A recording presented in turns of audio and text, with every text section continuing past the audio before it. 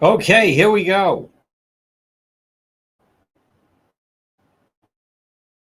Yes. We have a very special. Sorry, folks. Yes, we are. We are live right now. There I am. Let me check the sound on X. I think it should be fine. And it is. We have a very special. Sorry, folks. Yes, we are. We are live right now. Okay, that sounds good. Let me also do there. Okay. I believe we should be fine with our other platforms as well, as we shall begin.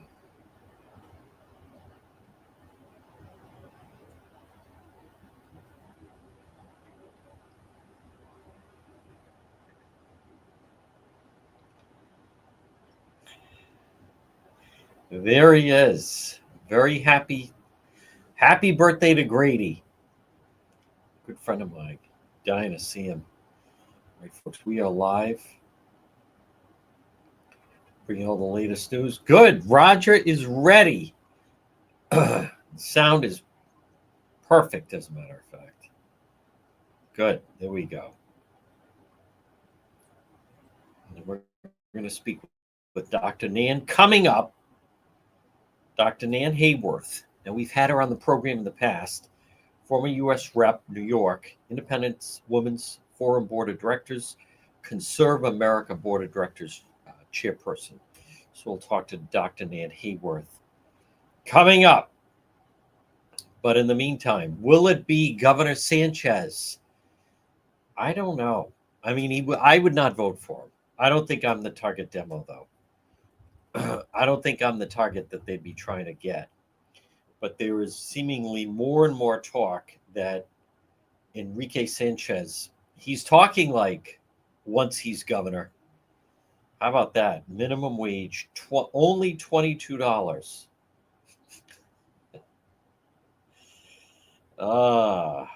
There's just no end to the foolishness. None.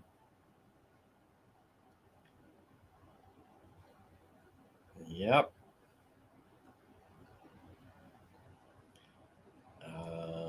Let's see. We do that. We're going to be live in just a moment. Just a moment.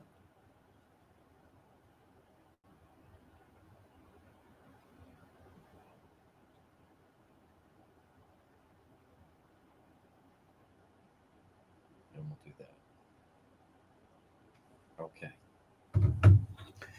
Now, apparently, I have to also monitor the chat sometimes. There's Linda. Good afternoon, Mary.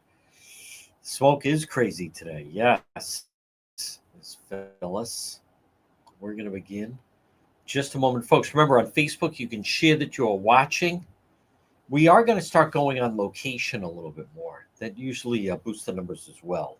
But I'll monitor from time to time. When we can. When we are able to, I should say. We'll speak with Dr. Nan coming up. And we will begin. Folks, 106. Yes, it is. On kind of a smoky Tuesday, as a matter of fact. There are people on this Tuesday, August 5th, that are talking about the Canadian wildfires.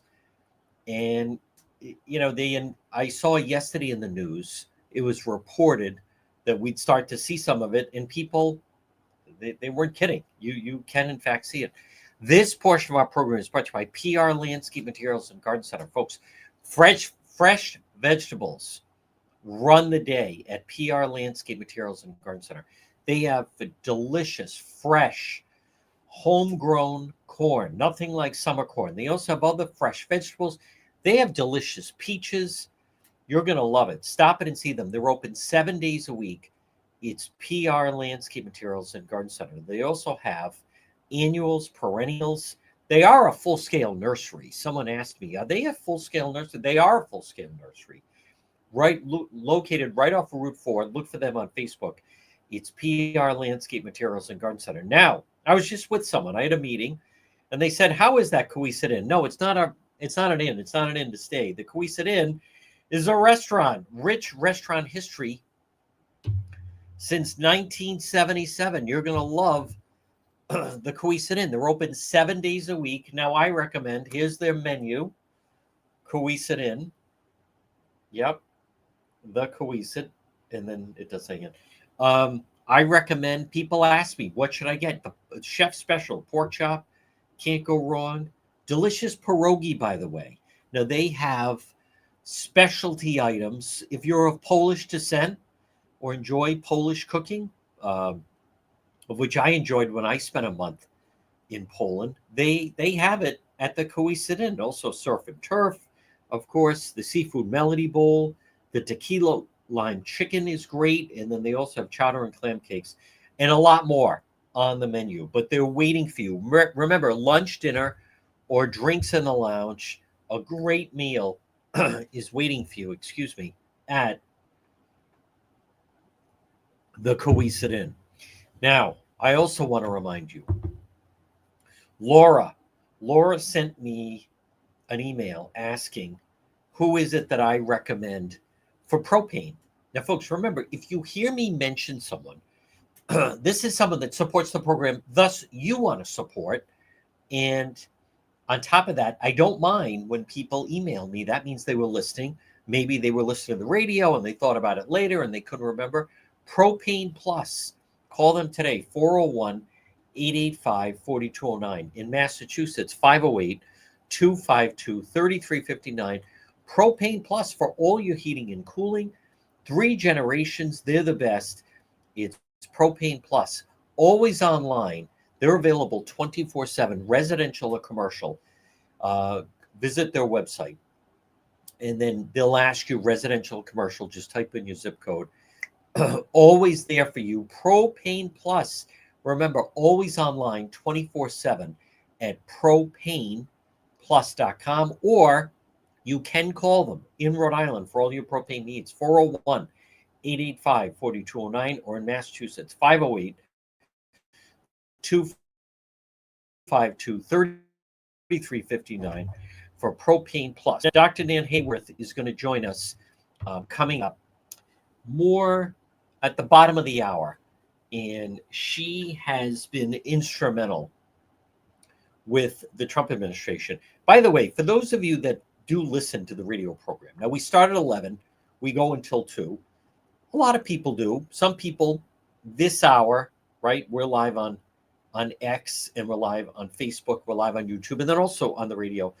But I was glad I could replay part of that interview with Shannon Bean of Fox News Sunday. And she had someone on that talked about the food relief in Gaza. And the reason why I'm glad she had that person on, Johnny Moore, I think is his name, is you don't get that from, quote, the mainstream media. All you hear about is people are starving. What he was talking about, and I'm not going to talk the full hour about this, I just found it interesting that 95% of the trucks that they were sending were being intercepted and taken by Hamas. I mean, it's not funny, but it's ridiculous. Like, if you're not just local media, you're national media, international media, really. How are you not reporting that? The headlines are all just, there are people starving in Gaza. Yeah, there's a problem when 95% of the trucks were being intercepted, and then Hamas takes it and they don't distribute it to the people. They sell it on their own. So I don't have a reason or an understanding of why that is not covered. It should be covered. It should be talked about. But what I like, she had him on, was the American operation, the organization that he's part of. All of the trucks were delivering the food. It is, I still don't understand these individuals. I mean, it's so obvious the agenda that they have. But I would regard that as part of the story. If they want to argue the 5% getting through are making a difference, I could almost live with that. But how do you report that all these people are, quote, starving in Gaza, but you don't report going after the Trump administration and blah, blah, blah. But how do you then not report that Hamas is in fact taking 95% of the trucks. So I'm a little perplexed. I don't know. Oh, okay. I see what happened. Okay. I did want to mention that it was an odd situation of war. We were aware that there was someone off the coast of Connecticut, but the police arrested the boater. I think, if I read this correctly, I think the mother or someone contacted to say he was out there and we haven't heard from him. And then when they get him, he was wanted for an outstanding warrant. So I don't know enough about that situation. But the guy that went after the North Kingstown officer, he is being held without bail, and he should be. All right, I'm going to talk about Sanchez in just a moment. But I also want to remind you, for instance, if you're ever dealing with disaster, fire, flood, it can happen. Remember ServPro of Providence. They're there for you when disaster strikes. You can count on ServPro of Providence. Folks, they're fast, they're thorough, they're professional. Call them today, 401-941-5500. 401-941-5500. Home is where life happens, but when disaster strikes, everything changes. Call ServPro of Providence. Water damage, fire, mold, storm recovery. Call them. They're available 24/7. 401-941-5500. ServPro of Providence. Now, this business of will it be Governor Sanchez? I want to remind people, you have Providence Representative Enrique Sanchez. He is the one that on social media has been threatening ICE agents. He calls them Nazi Gestapo agents. And on top of that, he's the one that made the posting where he said a day of reckoning was coming and there'd be no turning back. And all of this inappropriate, very threatening language. Now, again, let's just go over the whole scoreboard. Governor McKee has not commented on it. None of actually the Democrat leadership has said anything or commented on it in any way. And now he's starting to say, as governor of Rhode Island, I'm going to raise the minimum wage. I'll make it a priority. See, we get the minimum wage above $20 by 2028. Folks, in California, it doesn't have the effect that people think. This business of the minimum wage, and we need to boost up the minimum wage for people. You have the candidate in New York City who's talking about he wants a $30 an hour minimum wage. The fact of the matter is, in California, where they raised the minimum wage substantially, they've lost, as someone sent to me this morning, 18,000 fast food jobs in California. 18,000 fast food jobs were cut. What people need to understand, when you're running a business, and whatever the business may be, whether it's fast food or a lot of the businesses that pay minimum wage, this is what they gross, this is what they make, these are the hard costs, and then this is the amount they have for labor. So when you start mandatory, you keep raising the minimum wage on them, it doesn't mean that they're making, it doesn't mean they're making more money.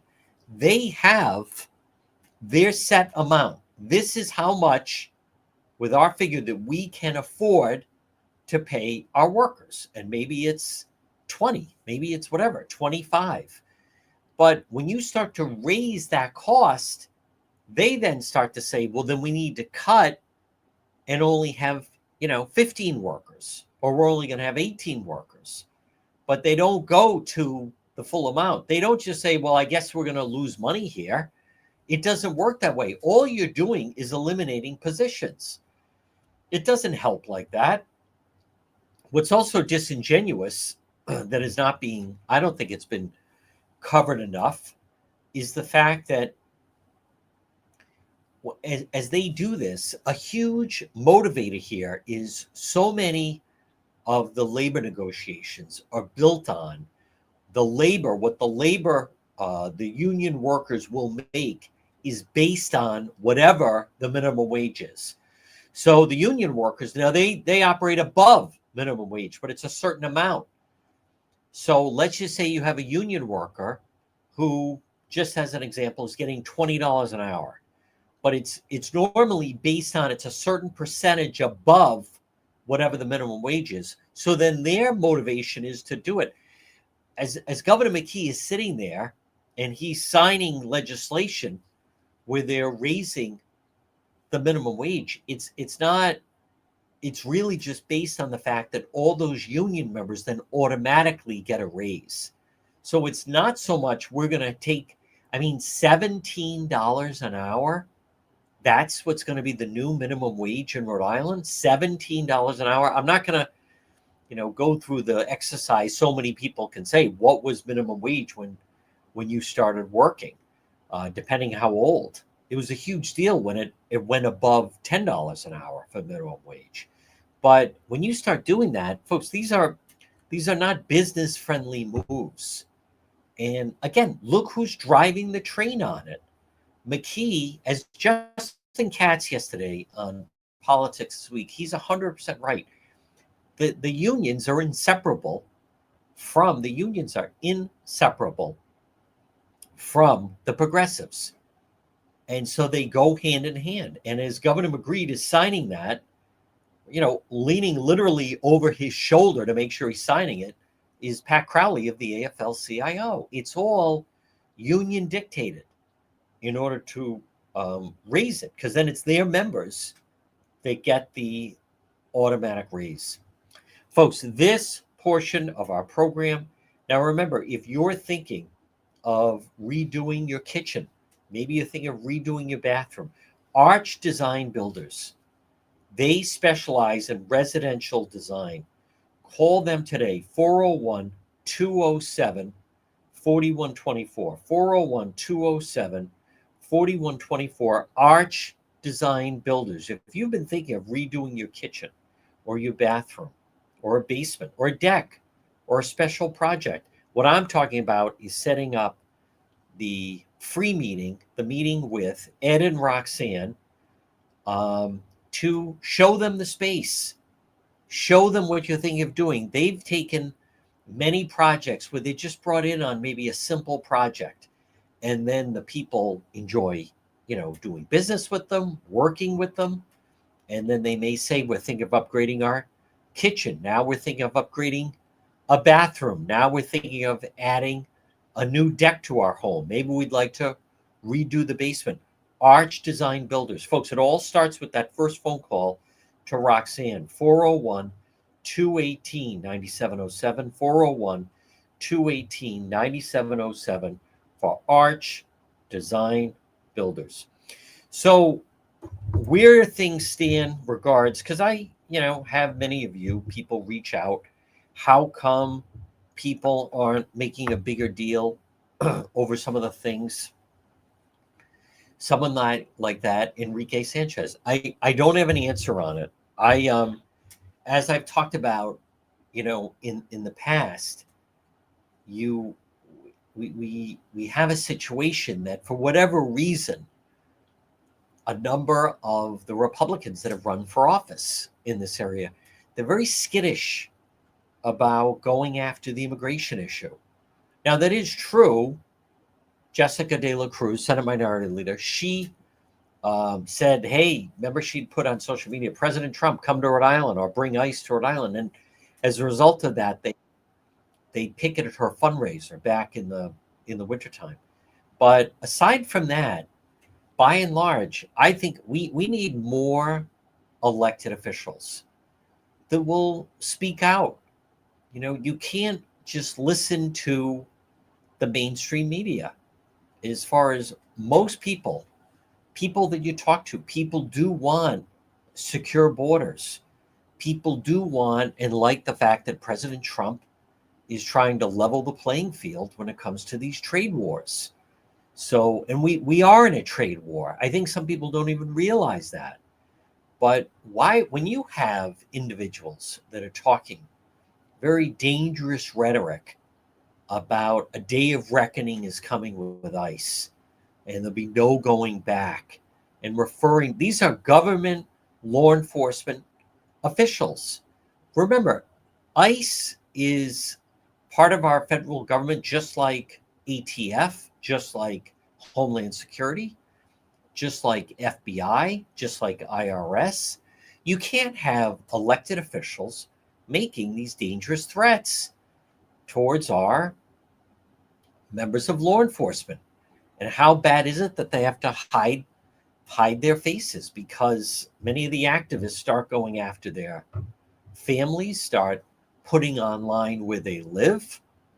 More people need to speak out on that. And when someone starts introducing what I would call dangerous rhetoric, very dangerous rhetoric, so we need more elected officials that will speak out on that and condemn it. This isn't just, Joe Schmo. This isn't just like a regular person. This is someone who holds office, who has a position of authority, and basically is encouraging violence against law enforcement officers who happen to work for our government.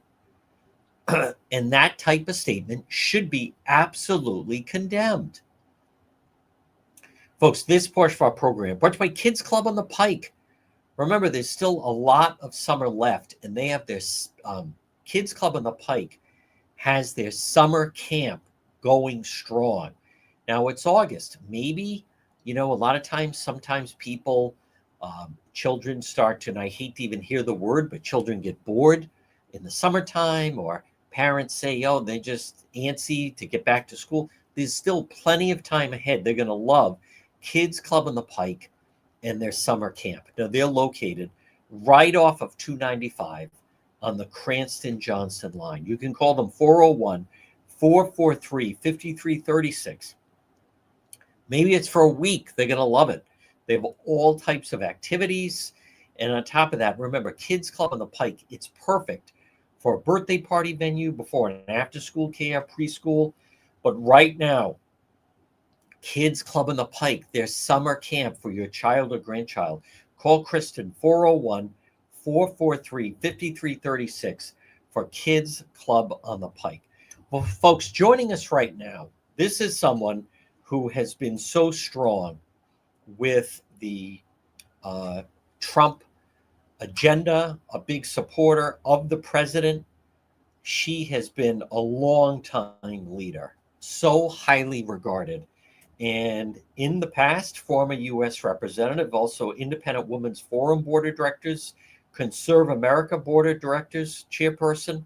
And she has been so outspoken and understands the vision that the president is trying to bring forward in order to get the country on the right path. And we are just thrilled that she can join us. And I want to welcome her once again to the John DePetro Show. It's our friend, Dr. Nan Hayworth. Dr. Nan, so good to see you. Thank you for taking the time to speak to us. It's absolutely my privilege, John. I am so glad to be with you and your listeners today. It's been a while, so hi. Dr. Nan, I want to start off, if you don't mind. I'm curious to hear. I think what a remarkable first 6 months in office of this president. And listen, it wasn't broken overnight. It's not going to be fixed overnight, but his resolve, his tenacity is just a wonder to be seen. Yes, John, he is fearless. And I agree with the many folks who are saying that he is, and saying in ever greater numbers, he is the most transformational president in American history, but for, I would say, Washington and Lincoln. But certainly, I think he has more than entered. I'm just going to lower this because I feel like there we go. He has entered the ranks of those who have done the most in the most amazingly compressed period of time to transform our nation according to the principles of our founding, to return power to us, the citizens. What you were just talking about with minimum wage, John, it's so spot on. For a century, we've had the march of Marxism through our institutions.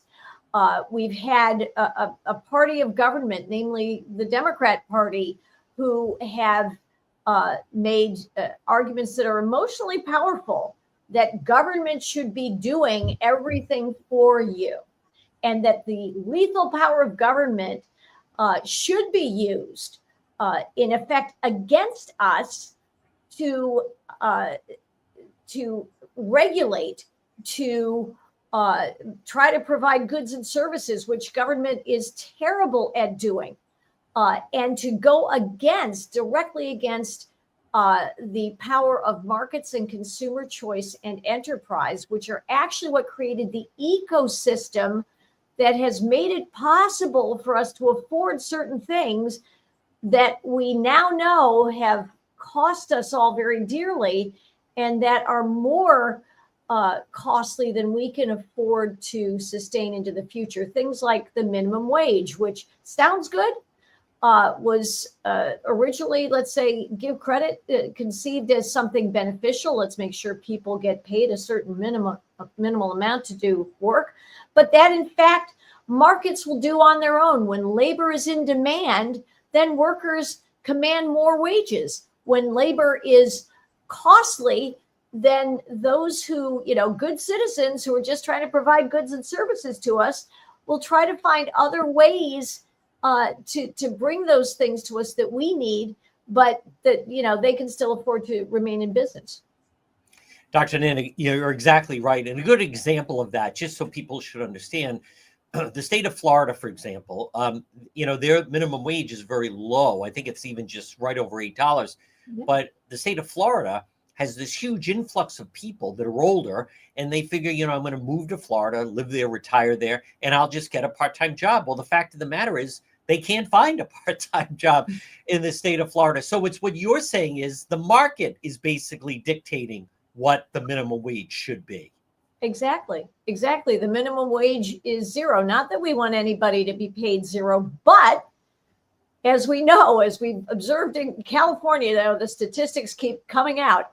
So, of course, California raised the minimum wage, strangely enough, not on bakeries, because Panera is a huge corporate supporter and crony of Gavin Newsom.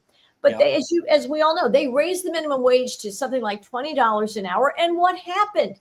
Jobs were shed. Jobs were lost. So the folks who had employment now are getting zero from that employment. That's the true measure. It never, ever works. And the biggest job we have, John, is to spread that word, especially to the young people who, because of the march of Marxism through our institutions, starting with our educational institutions, they have been taught that socialism is actually, that's what good people espouse. That's what good people do. They support socialism. Right. And it's the opposite of that. Dr. Nan, speaking of that, what do you make of what's happening in New York City right now with the potential for that this Democrat, he did win the primary, beat Cuomo, that he could, in fact, become the mayor of New York? Yeah. Well, John, it's a perfect illustration of how someone with not even a plurality within the city of New York can actually end up, because of the quirks of politics, winning it all. And what happened was, of course, that Governor Cuomo, while he had certain strengths, especially for those of us who want to have some kind of curb on the Democrat socialist tendencies. At least he did stand against things like a millionaire's tax, and he recognized on some level that, you cannot drive the wealthy, the productive, out of the state because that will be bad. But he also has a lot of negatives, especially among Democrats, from COVID times, nursing home disaster, and from his sexual harassment history. And so that made him a very unpopular candidate. So, he should have won. And in fact, he did win that Democrat primary among Hispanic Democrats, Black Democrats, working class Democrats, but it wasn't enough. And so now we've got Zoran Mamdani against Cuomo, who's still in the race, ought to get out. Adams, the current mayor, Eric Adams, who's been trying to work with President Trump on relieving some of the sanctuary city problems that plague New York City, and has had a little bit of success with that, mostly because President Trump has closed the border. Thank you, President Trump. And Curtis Lewa, who's a great Republican and an anti-crime hero for New York. And for whatever reason, John, the Partnership for New York City, which is the businesses, kind of the people who have resources to protect, whom Mamdani, somehow they seem to think maybe they can survive a Mamdani. Maybe they can work with a Mamdani. Well, you can't. And they've only barely expressed an interest, as far as I can tell, in Curtis Lewa, who would be a great mayor for New York, and great for New York's businesses, and wonderful for public safety. He's the guy, if enough resources got behind a Curtis Lewa candidacy, plausibly he might be able to win. I know Curtis very well. Hey, at the very least, Dr. Nan, as you know, if people don't feel safe, they move with their feet. And New York City, I lived there when Rudy turned it around. I mean, it was so dramatic. I lived there under Dinkins. It was brutal. I am curious, Dr. Nan, your thought on Vice President Harris, her first appearance since her first interview, really, since the election. But her on Stephen Colbert, it's just, I want to hear your thoughts on that. Well, they're both nauseating. I mean, I honestly, John, you're a better man than I. I can't watch those people, but I catch the clips because everything comes over the transom, as you know, John. Look, she is, I love this. The Democrat Party is all about fighting privilege, right? Zoran Mamdani's going to fight privilege. That point, the people who've been blessed by the system and they've got it all, and we're going to pry it out of their greedy hands. Kamala Harris is the perfect example of what privilege actually does in modern day America. She checks off, right, at least 2 or 3 identity boxes, right? She has Black heritage, she has Indian heritage, and she's female. Although, the Democrats aren't too sure about what a woman is. But it is basically solely on that basis that she even made her way into politics. I won't repeat, the kind of salacious stories that are told about how she actually first came into the political world.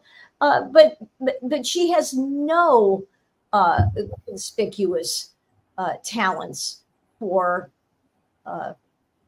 thought, for persuasion, for understanding our Constitution, for apparently apprehending the threat of a demented president who should have had the 25th Amendment invoked. But I think one reason they didn't seek to do it, John, was because we were going to be replaced with someone who's not demented. She's just deeply, deeply stupid. So, it's amazing that now she only got a paltry, listen, $10 million is a lot of money, but for a bio by someone in her elevated category, that's a paltry sum. And I'm sure you've probably seen some of the excerpts coming out, but whoever wrote that book, it's like florid prose. That is not Kamala Harris. She can't even write her own biography, for heaven's sake. No, she can't. And what just stood out to me, I mean, this is someone, think about that, that was so close potentially, even though President Trump did blow her out all the battleground states, but can't even name a leader in the Democrat Party, and the system is broken, this other stuff. It's just such a contrast, Dr. Nan, to President Trump leaving on his trip to Scotland, walks the rope line, firing away, no notes, whatever question you have, juggling it. I'm anxious to hear, what are the things that you're most you have such a background. What are the things that you're most focused on right now these days? Well, number one, John, like as you have said, my goal is to support, not because I'm a partisan. I'm a partisan because of policy and principle. If the Democrat Party became the party of tax and regulatory relief, national security, I'd be like, great, now we've got two great parties, but we don't. So my goal is to do everything I can with the voice that I have, and magnifying each other with great friends and patriots like you, to get President Trump's and the Republican agenda broadly, to help that not only become enshrined, but also be embraced by Americans who, again, because of what we've said, that the march of Marxism through institutions. I mean, as I know, every academic institution, cultural institution, most of the think tanks, the voices in America that embrace the large authoritarian administrative state have sought actively to drown out people like us, and actively to eliminate President Trump. So I welcome everything the Republicans are doing. I'm especially excited about, of course, the continuation and expansion of tax cuts, the Tax Cuts and Jobs Act provisions, tax cuts, deregulation, and especially the revival of our American energy industry, domestically and around the world, because we're selling around the world now. That is the way we bankrupt Vladimir Putin. That is the way we help our allies and compete with our adversaries. That war in Ukraine started because I would contend, and KT McFarland expressed it very well at the very beginning. She said, Joe Biden, basically his shutdown from the executive level on American energy development and sales of liquefied natural gas, for example, that allowed Putin to be unfettered, basically, in competing, right, in the European energy market. That enriched him. And what did he do? Yes. He directed it right against Ukraine. Yeah, President Trump has talked so much, Dr. Nan, about the importance of energy. It drives everything. It drives business, and it's such a fundamental need that we have. Folks, again, Dr. Nan, what's the best way that people can follow you, or just continue to follow all the fantastic work that you're doing? Well, I follow you on X, John, as you know, and I'm on X basically a fair amount of the time, at Nan Hayworth. Come on by and share your thoughts and your vision for America. But together, we are all each other's strength, and I am so glad to be with you again, John. I hope we can have another visit very, very soon. It's always a privilege. Absolutely. Folks, Dr. Nan Hayworth. Dr. Nan, great to see you. We'll talk again, and thanks for taking the time. It's my privilege. Thank you. All right, folks, there it is. Dr. Nan Hayworth, right here on the John DePetro Show. She is so knowledgeable, so plugged in, and folks, it's good, listen, selfishly for me, it's good to be able to talk with people that are like-minded. It's very difficult in our area of the country right now, which the Northeast. I was speaking with someone this morning saying New England right now, we're just, it's not just Rhode Island, it's Rhode Island, Mass, Connecticut are just becoming more adrift from where the rest of the country is going. And I'm going to address that and how I don't think enough is being said to speak out about it. But this portion of the program, I want to remind you about. Remember, J. Perry Paving. Call them today. High quality, fair pricing. If you're a veteran, or more importantly, if you're related to a veteran, maybe your grandfather, your grandmother, your dad, son, nephew, aunt, call J. Perry Paving. They have a fantastic package just for veterans. And I've been with them. Sometimes they've done a project where there's 3 different neighbors on a street, maybe where you live. You know, your home is a veteran, maybe a neighbor is a veteran, maybe there's even another neighbor, hat trick, a veteran. They have a tremendous package for veterans. Folks, call J. Perry Paving today, 401-732-1730. Free estimate. Give them a call, 401-732-1730. Remember, they stay on schedule. They're licensed and insured. Free estimate, any project. J. Perry Paving, 401-732-1730. I mean it. I think that we are, I believe that we're almost at like a breaking point in the Northeast right now. Right now. Too funny. We're going to have that up. I love that. I just don't know where this is going to go. And I want to be very clear. I'm not trying to push the panic button. I recognize we still have some ways to go. It's not that there's no Republican announced so far that's going to challenge Governor McKee, or for that matter, Governor Healy in Massachusetts. But folks, I just don't hear the talk. I don't hear them driving the conversation. And I try to, I've tried over the years, I try to explain to someone sometime, you can't just arrive and start, now I'm going to speak out. There's so many different issues that they could speak out on, that, by the way, that need a voice. This minimum wage thing, this is all, that's not business friendly. Do you understand? There's a problem with businesses. There's businesses that feel they're getting squeezed. If you're trying to run a business in our area of the country, why would you want to try to run a business when you have a governor who's in the pocket of the special interests of the unions? And he is. I go back to, folks, 2022, Governor McKee, Matos, even the mayor of Pawtucket, the general treasurer, I think Magaziner, they walked a picket line in Pawtucket against a private business on behalf of the union members who were striking. What is this? If you're the owner of a company, do you understand? If you're an elected official, you're supposed to be like the referee. You're supposed to remain neutral. How do you think the owner of that business felt? We got to get the hell out of here as quickly as possible. You're talking about a sitting governor walking the picket line with the workers. You don't see that in successful states.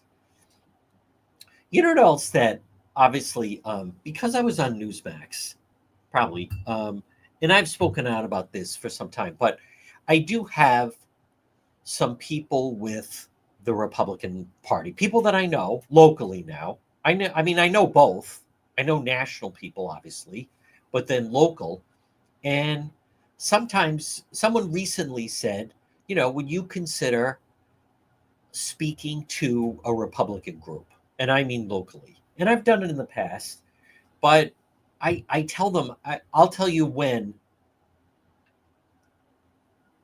Number one, I don't know if they'd like to hear what I have to say, quite honestly. And I'm talking about whether it's Rhode Island or Massachusetts, but specifically right now, just Rhode Island. Republicans. As I've said, and folks, this, I maybe I don't say this enough, but think of this. And I don't hear, other than myself and Justin Katz, and sometimes a little bit with Dan McGowan, but I don't hear anyone explain the following. And I certainly don't hear any elected Republicans at the Rhode Island State House saying what I'm about to say. And that is, you take someone like Governor McKee. He has a 19% approval rating, and yet he's running for re-election. So why would someone with a 19% approval rating, why would they think that they could win? Why would they actually run if they think they could win? Now, keep in mind, to win an election, if you barely win, it's a 51-49. And when I asked this to someone in the Republican Party not long ago, and this person thought for a moment and said, because they think more people are going to get in the race? I said, no. The whole reason he's running is because our elections since COVID, folks, they've gone totally off the grid, totally off the map. I don't see this written anywhere. I don't hear anyone talk about it. Maybe there's other conversations. I don't claim to be able to hear. You can't hear and watch everything. But do you understand, since COVID, Rhode Island went down a different path. Our elections are held differently than plenty of other states, and very differently than just Massachusetts and Connecticut. And I don't hear anyone bring that up. And I don't hear anyone try to change it back the way it was. Before COVID, if you had a mail ballot, it had to be notarized. They got away with that. They did away with that, I should say. They did away with it. Now they're getting away with it. They got rid of that. They did away with that. Now there's no paper trail. And on top of that, not to be a broken record, I'll answer my own question. Why is Rhode Island Governor Dan McKee, why is he going to run for re-election with a 19% approval rating? And it's the mail ballots. And it's Rhode Island is the wild, wild west with mail ballots. He cut a deal with the unions. And they're going to collect ballots like scavenger hunt. And he is confident, and the unions are confident, that they can collect enough ballots to push him over the finish line. And as I've said, so is there anyone that really thinks that's democracy? I don't hear anyone talk about that. I don't even hear, I don't even hear the Republican Party talk about that. And I don't have an answer why.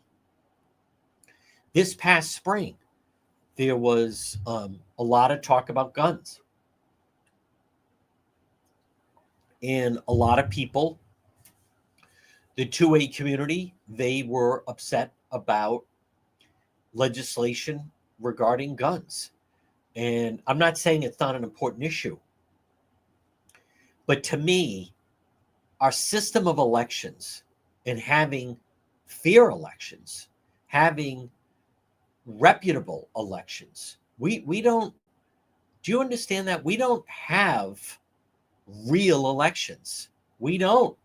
And I get it that there's many people that don't pay attention. And so they just spout out and they don't fully get it. And you have to drill down.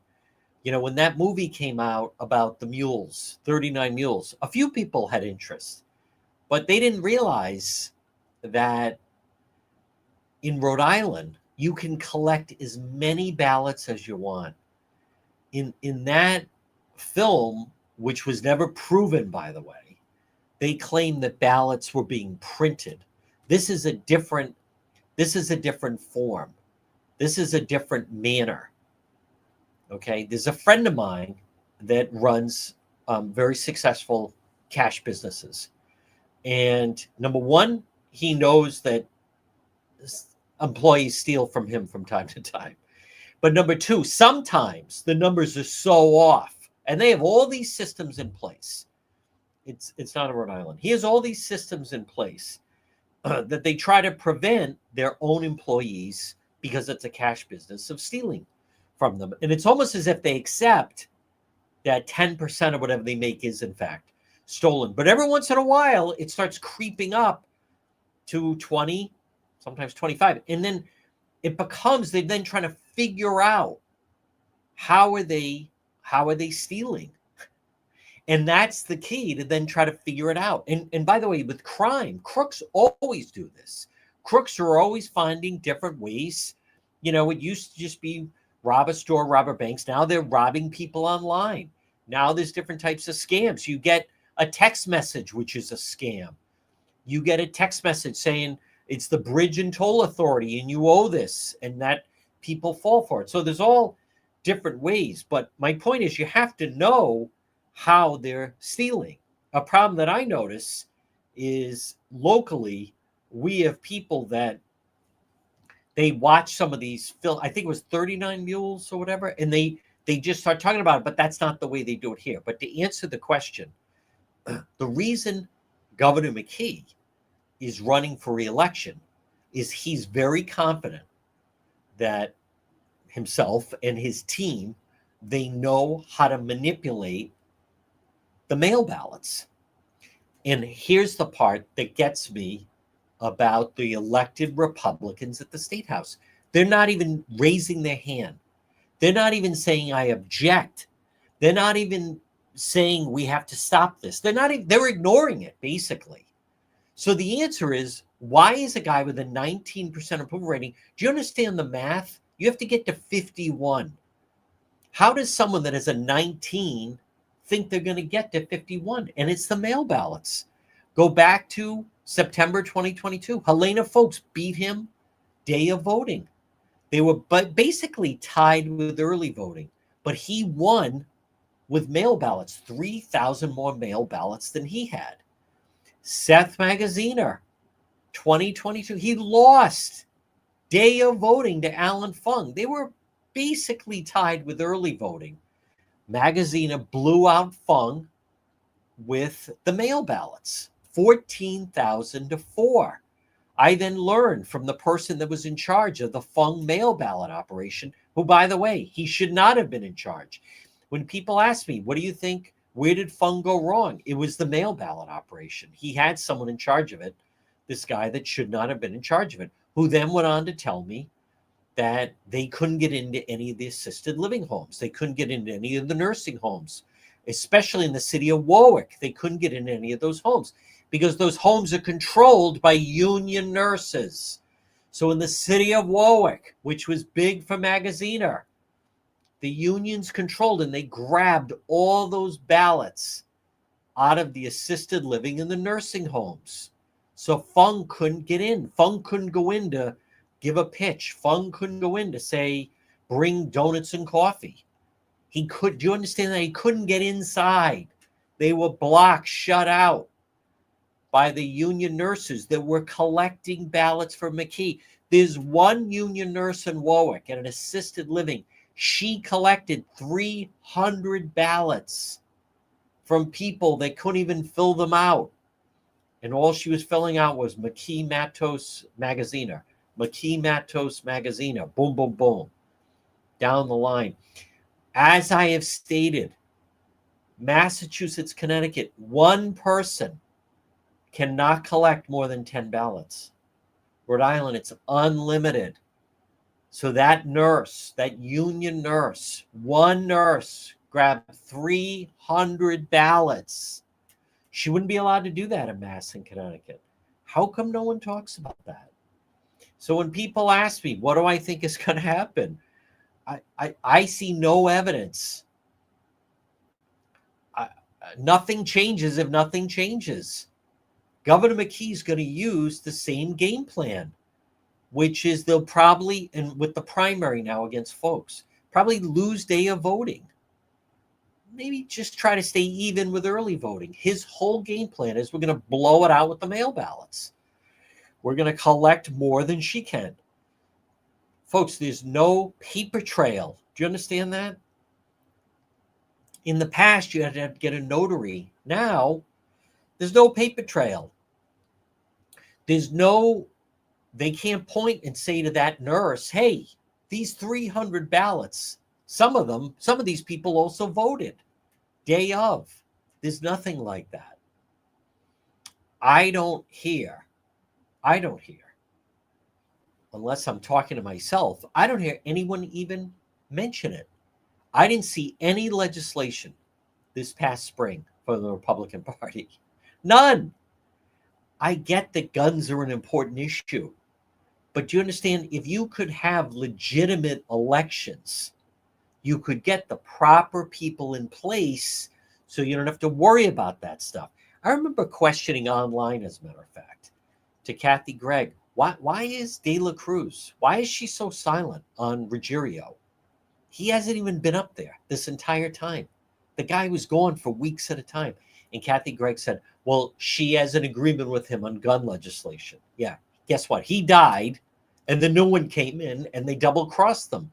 They can't be trusted. You can't trust those people. Why would you trust them? So looking back, the Republicans, they should have been hammering Ruggiero, the Senate president, who has passed away. Should have been crushing him, that he was never there. They never said a word. And then what happened? What good did it do them? Then they stabbed them in the back on the guns. These people are delusional. You can make deals with these people. They're not the decision maker. They're not calling the shots. They're just like front people. Folks, this portion of our program, if you want to improve your garage, how about get your garage epoxied? It's not a huge project, and it improves the value of your garage. You're going to love your garage. Epoxy garage or patio or decorative concrete flooring, quality asphalt seal coating. Call Corey, 401-283-9815. 401-283-9815 for quality asphalt seal coating. By the way, they could resurface a basketball court or a tennis court or a pickleball court. Quality asphalt seal coating. I share their social media. They also do a great job with parking lots as far as all the lines, keep you compliant, line striping. But they're great. Epoxy garage, patio, decorative concrete flooring. Call Corey, drop my name, 401-283-9815 for quality asphalt seal coating. Well, folks, good afternoon. Again, if you are listening to the radio, stay tuned for the 2 o'clock news. Everyone else, we are going to be out once again with Road Patrol Live. Thank you very much, Debbie. They do write laws. That's the problem. We're going to continue to be very active with Road Patrol Live. And folks, just a reminder also, this hour, we are once again going to be mobile. And so we're going to start to be where there's different events that are happening and the like. So listen, we'll see you later tonight on Road Patrol Live. Enjoy this Tuesday.